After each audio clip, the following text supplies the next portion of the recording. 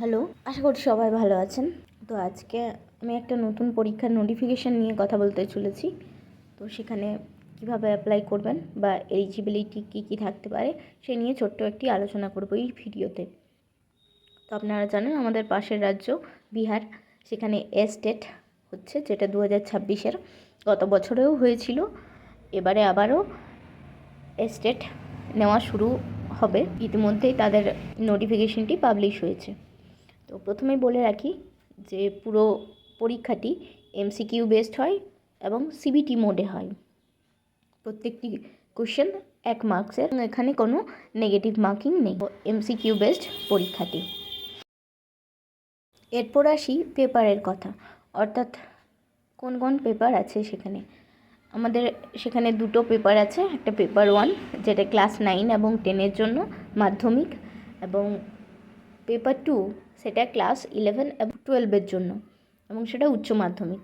তো পেপার 1 এবং পেপার 2 আপনারা চাইলে দুটো পেপারেই পরীক্ষা দিতে পারেন, আবার চাইলে যে কোনো একটাতেও দিতে পারেন। এবারে আসি এলিজিবিলিটি ক্রাইটেরিয়া বা যোগ্যতার মানদণ্ড কী। আপনারা যে পেপার 1 এবং পেপার 2 বসবেন, সেক্ষেত্রে আমাদের কী যোগ্যতা থাকা দরকার।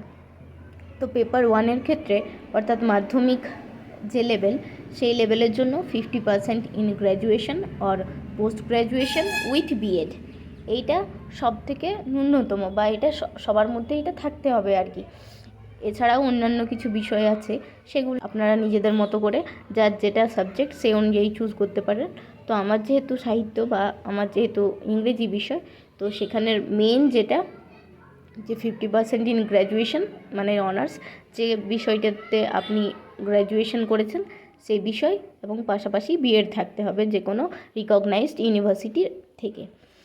এবং পেপার 2 এর ক্ষেত্রেও সেম, যে 50% in post graduation with B Ed degree. তো এক্ষেত্রেও কোনো ইউনিভার্সিটি থেকে আপনাকে বিএড এবং পোস্ট গ্র্যাজুয়েশন ডিগ্রি থাকতে হবে। এছাড়াও কিছু এক্সেপশনাল আছে, এবং শারীরিক শিক্ষা বা মিউজিক এরকম অন্যান্য বিষয়েও কিছু কিছু এক্সেপশন, মানে এক্সেপশন বলতে আলাদা কিছু ক্রাইটেরিয়া, যেমন 45%-এও কিছু ক্ষেত্রে আছে। তো সেক্ষেত্রে আপনাদের ভ্যারি করতে পারে এলিজিবিলিটি ক্রাইটেরিয়াটা। তো আপনারা নোটিফিকেশানটা একটা চেক করে নেবেন। এবারে আসি কোশ্চেন প্যাটার্নের ব্যাপারে। কোশ্চেন প্যাটার্ন কেমন হবে পেপার 1 বা পেপার 2 এর ক্ষেত্রে? প্রতিটি পেপারেই 150টি কোশ্চেন থাকবে, অর্থাৎ 150 কোশ্চেন্স থাকবে। 100 কোশ্চেন আপনার নিজের সাবজেক্ট থেকে, অর্থাৎ আপনি যে সাবজেক্টে অনার্স বা গ্র্যাজুয়েশন বা পোস্ট গ্র্যাজুয়েশন করেছেন সেই সাবজেক্ট থেকে 100টি প্রশ্ন থাকবে। প্রত্যেকটি প্রশ্ন 1 নম্বরের, এবং বিএড অর টিচিং অ্যাপটিটিউড বা টিচিং রিলেটেড যে কোশ্চেন বা প্যাডাগোগি থাকে সেই সংক্রান্ত বিষয়ে আমাদের 50টি কোশ্চেন থাকবে, অর্থাৎ 100 + 50, টোটাল 150 মার্কসের 150টি প্রশ্ন থাকবে। দুটো পেপারের ক্ষেত্রেই একই বিষয়, কোশ্চেন প্যাটার্ন দুটো ক্ষেত্রেই 150ই থাকে। এক্ষেত্রে এজ ক্রাইটেরিয়া কী হতে পারে, বা পরীক্ষার জন্য আপনার বয়স কত হতে হবে? তো অবশ্যই যারা অ্যাপ্লাই করবেন বা ক্যান্ডিডেট যারা হবে তারা অবশ্যই ভারতীয় হবে। বিহার তথা অন্যান্য যে কোনো রাজ্য থেকে আপনারা অ্যাপ্লাই করতে পারেন, শুধুমাত্র বিহার নয়, বিহারের বাইরে পশ্চিমবঙ্গ, ঝাড়খণ্ড, গুজরাট যে কোনো রাজ্য থেকে অ্যাপ্লাই করতে পারবে স্টেটের ক্ষেত্রে। আনরিজার্ভ ক্যাটাগরির ক্ষেত্রে মেল যদি হয় সেক্ষেত্রে 37 বছর পর্যন্ত, ইউআর ফিমেল যদি হয় সেক্ষেত্রে 40 বছর পর্যন্ত, ওবিসি মেল ফিমেল দুটোই 40 বছর, এসসি মেল ফিমেল 40 বছর, এবং এসটি মেল ফিমেল 42 বছর পর্যন্ত স্টেটে অ্যাপ্লাই করতে পারবেন।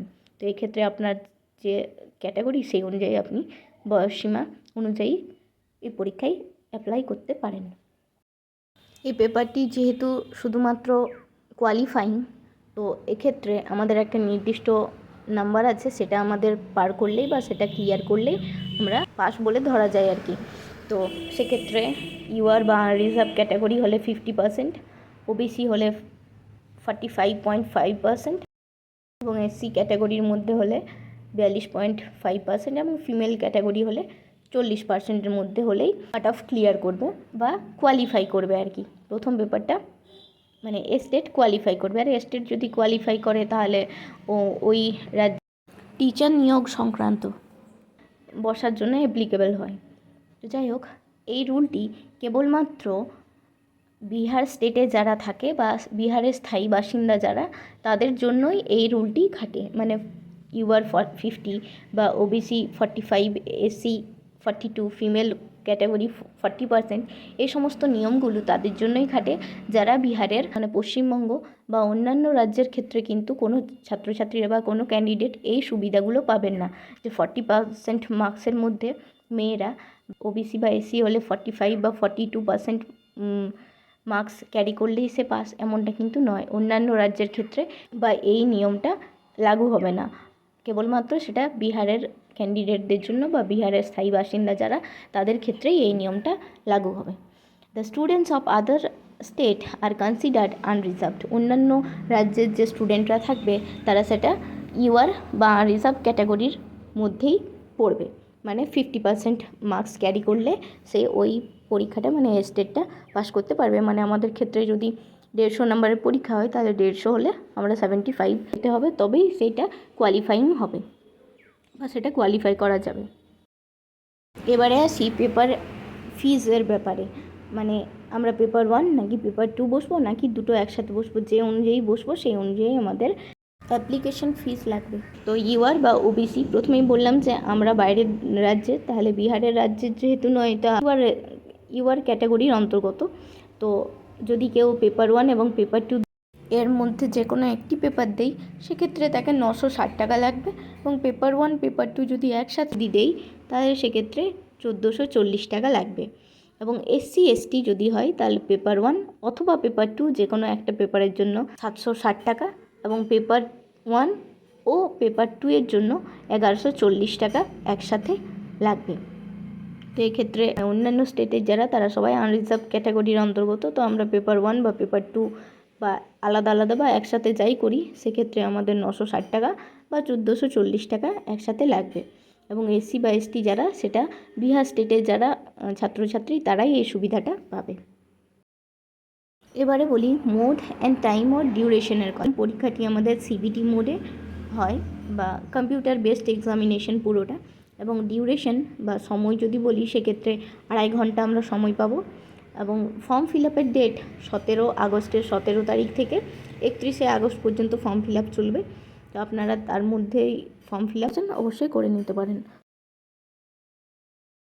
এর পাশাপাশি যদি আপনাদের কোনো প্রশ্ন থাকে, তাহলে অবশ্যই সেটা কমেন্ট সেকশনে জানাবেন।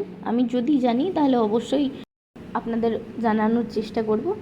এলিজিবিলিটি ক্রাইটেরিয়ার ক্ষেত্রে আপনারা বিষয়গুলো, যার যে বিষয়, ধরুন কেউ সঙ্গীত বা কেউ শারীরিক শিক্ষা মানে ফিজিক্যাল এডুকেশন, এইসব সংক্রান্ত বা এই সব ফিল আপ করতে চাইছেন, তো সেক্ষেত্রে আপনাদের এলিজিবিলিটি ক্রাইটেরিয়াটা একটু ভালোভাবে পড়ে নিতে হবে।